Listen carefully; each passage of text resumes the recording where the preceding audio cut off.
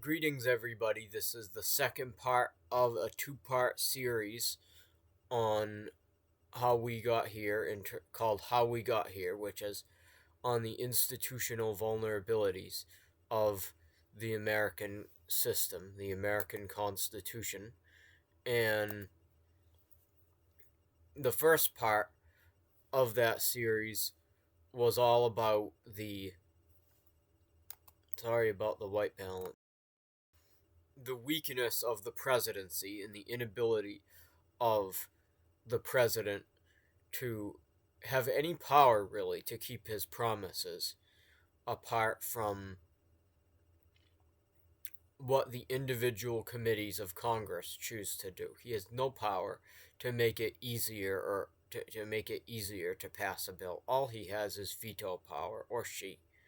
And this weak presidency created the dissatisfaction that, or at least enabled the dissatisfaction that led to a situation like the one that we have. And as always with this series, I think that the most important reason why we're in here today is detailed in my paper, Mass Child Maltreatment and the Future of Industrial Democracy. I have an audio version in the form of a YouTube playlist, and I have the paper printed, and both of those are in the description of this video. So if you want to see why we're in this mess, really, that's the main reason, is cultural. But this series is covering the political reasons, and today we're going to be covering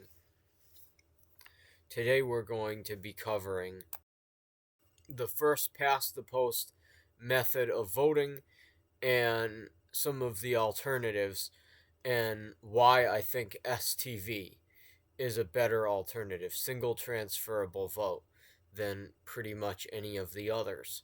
So, first past the post voting. The problem with first past the post voting is that you have to get to 50%, or maybe not 50%, a minority could work. Trump won the popular vote, he won a minority. Now, it's a little more complicated with the Electoral College for president, and that's something that I might cover that later, but that's been done to death by other people. In any case, when you win, so you may not even need to win a majority, but you need to get as much of the vote as possible, and the districts are larger because of that, because you are representing the majority of a district, because they're not multi-member districts, and that gives the minority in any district goes completely unrepresented. Needless to say, their best representation is usually from other members of Congress. So if you have people that are outside of the two-party system, obviously they don't get any representation. Even a conservative in Massachusetts who has, let's say, various socially conservative ideas about, for instance, we shouldn't be encouraging divorce as much as we do. Divorce should be something that kids should be protected from, and if it does happen, that's honestly grounds to remove them from the home if there's any kind of kinship care that's available for them. They should just be removed from the home because it's a hazard. Like, that's something that the Democratic Party in its current form really wouldn't want to deal with. Or maybe somebody that's pro-life and they live in Massachusetts. They're not going to, the closest thing that they have to representation is that is a senator or a representative from another state, from another district. They don't have any representation. And this we take for granted that, like, oh, you didn't win the election, too bad for you. You don't have representation. And, like, if it was a national election, that would be the case. And there is an element of majoritarianism. I mentioned in last video that the job of the presidency, in addition to executing the laws legislatively, the job of the presidency should be to, as an engine of majoritarianism. But when you have pure majoritarianism on a level of individual districts, enormous amounts of the country go unrepresented in ways that can easily shift power. And this is why gerrymandering is such a problem. But even at its best, a first past the post system sucks in a lot of ways. And one of them is that if you vote for a third party, you don't get a second chance to vote for the candidate that you want to vote for of the two that win. You just waste your vote. And so competition, political competition and political diversity is punished, and you get a two-party system. And two-party system, and that worked fine for a while when we had people, when the people of this country were people of better character and more persistence, and they were more resilient people. That was something that we could work within, and we could create a surprisingly functional democracy that could overcome its racism and could fight in several major wars and could build some of the greatest infrastructure projects in history up until that point. They've all been dwarfed by the Chinese and even some European ones since. But they were pretty amazing infrastructure projects that we created. It was very successful. We the people were very successful even in the straitjacket of a two-party system. We were able to make change within our political parties and be flexible. But as the character of the American people, I don't know how to put it gently, because I know it's not your fault, all of you. You were set up to fail. But as the quality of American citizenship has really declined since the 1960s, when we started implementing all of these, it wasn't implemented, it was just cultural change that happened from the bottom up. But when we stopped caring so much about raising our children and treating them with dignity, and we started to care more about sexual pleasure and other things like that, maybe careers, and when we started caring more about all of this selfish stuff and not so much about community and the children that got raised in that, it just was not equipped for them. And I don't think any political system could completely shield the people from the consequences of their actions. Let me be clear. But I'm going to explain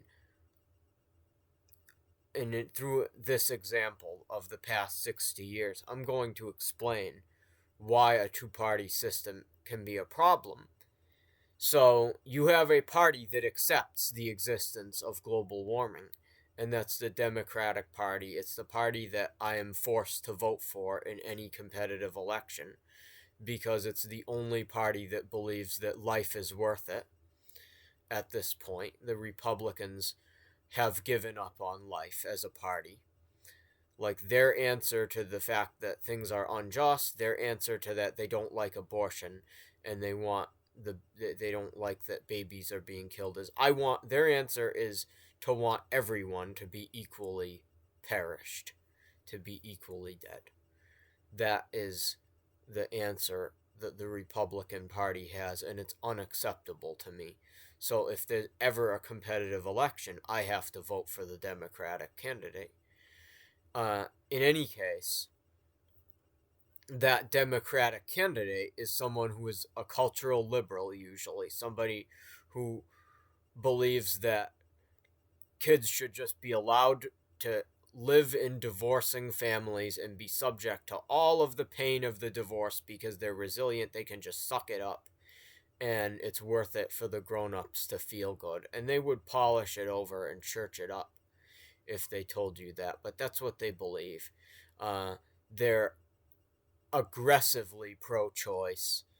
There's a lot of stuff, and it is that's what a Democrat in today's system would look like. But they're the people that accept that global warming exists, and you have the Republicans who, at least, and they're very incompetent. They can't govern their way out of a brown paper bag. But when you look at the Republican social policies, a lot of them are over the top. Like they want to ban pornography, which banning stuff doesn't. I'm sympathetic to their desire to do that, but banning stuff doesn't work. We know that from prohibition. Banning substances, banning vices, it just doesn't work. And what works with alcohol and tobacco and stuff like that is that we tax. We tax we tax things that cause harm, and then we use that money to pay for restitution. That's how we fix these kinds of problems in other areas. That's the most sensible solution. But they want to get rid of porn. They want to get rid of the sex industry, the commercial sex industry. They want to make divorce harder. Now they want to do it in ways that would make women very vulnerable in abusive situations, and that's unacceptable. Domestic violence, things that increase the risk of domestic violence, unacceptable. We have to help people get out of those as quickly as possible, but with their children. And under my system that I would suggest, the children would get to be visited by either parent. But if you're in a situation of domestic violence and you do have suitable kinship care available, then that I think I would rather. I don't know about everybody, but if I was a dad, or let's say let's switch the gender so it's more normative. If I was a mother and my son or daughter was in a domestically violent household, I would want to. I would rather them be taken out of my care for a little while, a week, a month, however long it takes to finalize the divorce, and be able to visit them and have them be with a trusted family member, than have them have to stay in the house with the violent person while we're getting divorced and have proximity to them throughout the divorce. Like I would want them I would want them to be away from the domestically violent person more than I would want them to be close to me, as much as I want to be close to them as a parent that loves a kid. So that's I would have to. Now that's something that I would love. This is one of the reasons Congress is great. I would love to be on the floor of the Senate and actually call, or the House, and actually call those people, call the people who have who want to. Sorry, I'm having a lot of gaffes right now. to be able to be on the floor of the Senate and actually call people to testify who have lived through that so we can see what it is that they specifically need. That is one of the things that legislatures are great at, is figuring out what groups of people need, listening to the needs of people that have that differ. Like a kid in a household that's fundamentally okay needs to not have parental alienation and needs to not have to be surrounded by divorce. And a kid in a domestically violent household needs to be able to escape the domestically violent household as quickly as humanly possible. And I could talk about that forever. But the balancing the needs of people is such a great feature of legislatures. In any case, so you have somebody that was a big tangent that I went on, but you have a you have people that just have no sympathy for the needs of children, and you have the people who on paper have sympathy for the needs of children to have a stable household and to not be subject to the caprice of adults as best as we can. That these are the Republicans that on paper want this, but so they want to fix the cultural problems, or at least they pretend to. Really, they care more about giving tax cuts to the rich, and that's just a box that they check off for their voters, who are often evangelical Christians, and they care about this stuff. They bear witness to it. They don't like seeing children suffer. Evangelical Christians, and some of them have worse motivations, but a lot of them, that's what it's about. And so you have a party that wants to fix the underlying cultural problems, and then you have a party that wants to fix the symptoms, and they're opposed to each other. Like, if you vote Republican, you can't vote Republican, really. Sorry about pardon my French. You can't vote Republican because they're going to slash the climate budget. They're going to destroy any climate engineering research, which at this point we need climate engineering. Mitigation is not enough. We have to stop the glaciers from collapsing because we already did enough to collapse them. But and then if you want to vote Democrat, then they're not going to deal with any of the cultural problems. And they're not as aggressive about the culture war as the Republicans are, but they're not going to fix anything. They're not going to fix anything. And so that's a two-party system for you. Dividing up reality, telling big lies, like Democrats telling big lies about sexuality and family and divorce, and Republicans telling big lies about the climate or about the 2020 election. Dividing up the very ability of people to perceive reality into two separate camps. And if you say one set of facts, that gets you branded as a Democrat. And if you say another set of facts, that gets you branded as a right-winger or a Republican or a Christian nationalist. And that's what happens when the two-party system is the incentives of the two-party system are allowed to dominate politics because the people lose control of their political system. And ultimately that comes down to the people. But I just talked for like 6 or 7 minutes about the fact that our cultural problems are not getting worked on. Our spiritual problems as a country are not getting worked on because of the incentives of the two-party system, which filter down to even regular voters, by the way. It's not just politicians. Everybody is constrained by this system, socially, if not institutionally.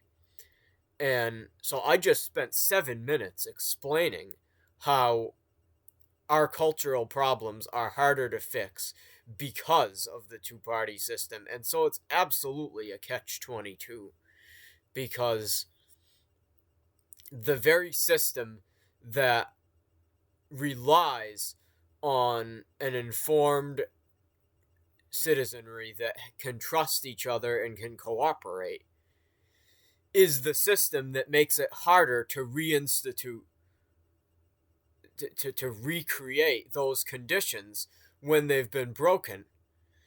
And so it makes it very hard to recover, unnecessarily hard to recover, in a country where there have been people before that have said things like this, whether Moynihan or Mary Eberstadt and J.D. Unwin predicted it all the way back in the 1930s, that this was something that could happen. There are so many people that understood at least parts of why of the cultural problems that we face. And yet all of those people have been shoehorned into the Republican coalition, where they can't do anything because Republicans can't govern their way out of a brown paper bag, and because they've turned into an organization with the desire to self-delete. And so we can't vote for them because they don't believe in that, because they're not willing to deal with global warming. They want the world to end. And so they've been shoehorned into a useless coalition because of that. And it's a real tragedy, because these are people that could have helped us get out of this mess if they had not been, if it hadn't been for this awful two-party system that we have. And so the answer, enough talking about the problem, the solution is proportional representation. The solution is actually representing the needs of different groups of people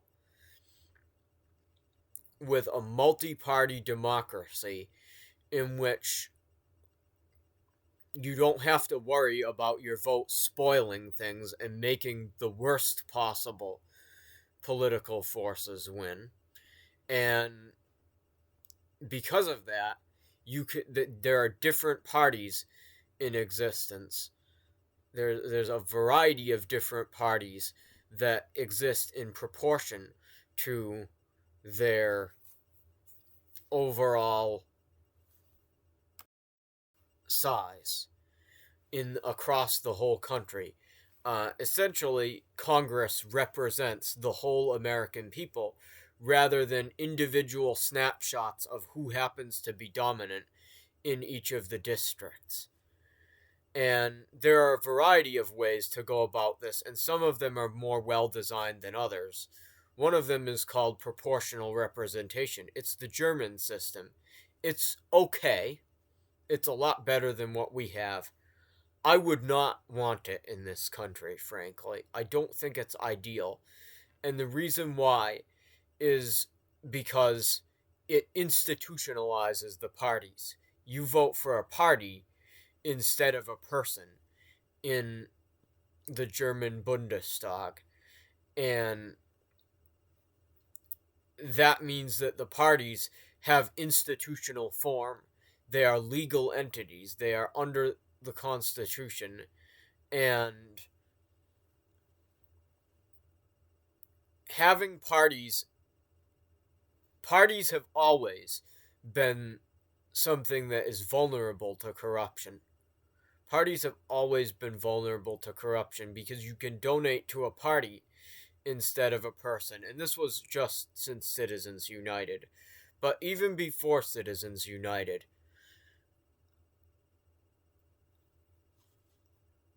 the very idea of having a group of elected officials that whose main object is to oppose the other groups of elected officials, and this is even true in a multi-party system. The very fact of having to choose between a bunch of different parties or between two different parties causes people to put blinders on and to ignore corruption for the sake of partisan advantage. That is just a feature of any political system that has parties in it. And the stronger the parties are, the more institutionalized they are, the more unbreakable they are. And this is very true in the United States, but even having there be a legal barrier to entry to create a party is a problem, frankly. Political parties,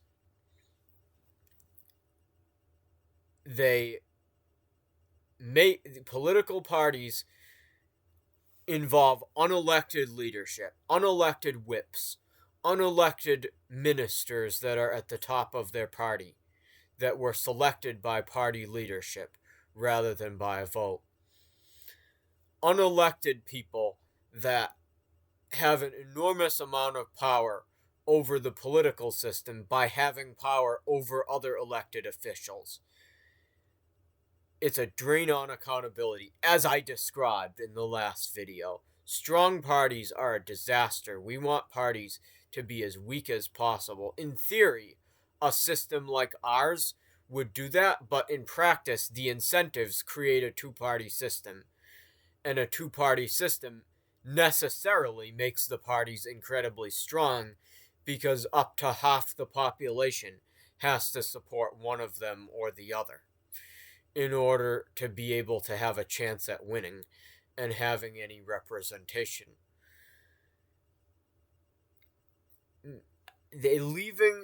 Giving the parties any kind of institutional power, like the German system does, is not something that I think it creates an inherently static political system that has some similar problems to the American political system, although it's not as egregiously bad.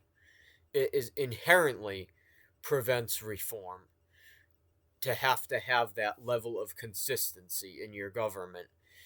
It's why the Christian democratic parties in Germany have been failing so much in recent years, is because it has been impossible. It's been very difficult to create any sort of bottom-up change from within the party, from within the electorate that likes that party. And that is because the party itself is an institution. It can't be replaced, and therefore there's no competition, and it gets to be as static as it wants to. It doesn't have to compete except with other parties that have different bases. And so it recreates. I think that proportional representation with a party vote is frankly something that is frankly a system that is just the American or British political system. It's just first past the post light. It doesn't actually get rid of the problem of partisanship. And so, at last, I'm going to introduce the system that I think works. And it's described in much more detail by C.G.P. Gray. I'm going to show that. I will give you that in the description. I might put up a card for it if I'm able to put cards up. But C.G.P. Gray's video describes a system called Single Transferrable Vote, and it is a district-based system. It is a system of local representation for the individual groups. And what that means is that, like in the American political system, at least theoretically, the parties can be as weak as you want. They don't even have to exist. All that it is that you are voting for individual people to represent you. That is the institutional basis of the system. Unlike in the American system, though, the districts are multi-member. And so, in principle, we could keep the current districts or change the boundaries slightly to make them a little bit more equal. Maybe mandate that Wyoming, or whatever the minimum state is, has to be the minimum sized state, has to be the minimum unit for redistricting. And you don't get to have districts that are more than like 10%, 15% larger than the smallest state. But we could have like 400, 500, 600 seats, saying 600 districts, and we could still vastly expand Congress. So our large districts would be a feature, not a bug in this case. Or we could make them as small as we wanted, depending on how large we wanted Congress to be. But the core of a single transferable vote is is multi-member districts. So you have however many people make it through a process. It basically works like instant runoff voting, which is what we should probably be using for president. Instant runoff voting is a system where you get to choose a number of preferences for your president. So you can vote for your third party candidate, and then you can vote for the technocratic guy, and then you can vote for the normal conservative, and then you stop voting, and if that person were to ever lose, if your last preference lost, then obviously your vote would disappear, because you don't want to vote for the fascist or the person who doesn't think that life is worth it, or campaigned as such, at least. You don't want to ever vote for that person, and you want to make it as hard as possible for them to win. But you also get to vote for people that you want to, and so you don't have this collective action problem of we can't move away from this old party, this old political party. We can't build power in other institutions, because if we try to do that, then we'll just elect someone who will end the human race, which was the reason why a lot of people in swing states had no choice but to vote for Kamala Harris, regardless of what they thought on a number of social issues.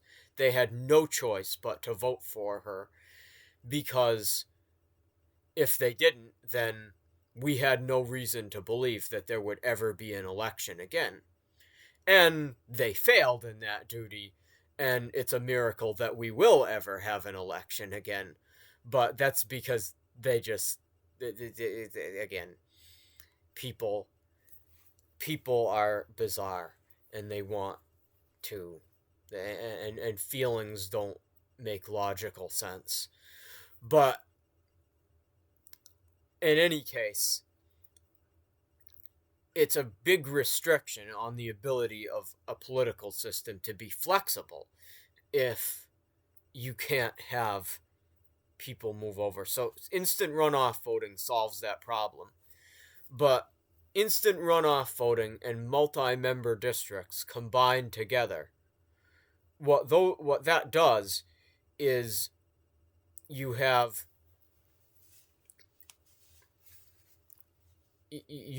select whoever you want to vote for, and you get to vote for multiple people, and then whoever gets the few first level votes gets eliminated. Whoever gets the fewest votes at the beginning gets eliminated, and all of their first level votes go to whoever the next preference is. And then if they get disqualified, their first level votes go to whoever it is until you get to the threshold, 33% or 25 or whatever, however many the inverse of however many members you have in your district. When you get to the quorum, when you reach quorum, that person and anyone who ranks higher than them gets to be gets to represent their voters in their district. And what that means is that minorities in districts get to have congressional representation, and it helps allow, for instance, a person who wants social reforms but believes in global warming. That person can vote for a Christian Democratic Party, which would probably be the kind of party that would be open to them, that would be politically aligned with them. That person can vote for that kind of a party, but they can also, and that party doesn't have to be a tax cuts party or a self-deletion party like the current Republican Party. They can just vote for the social reforms, and they can have sensible economic policy and sensible environmental policy.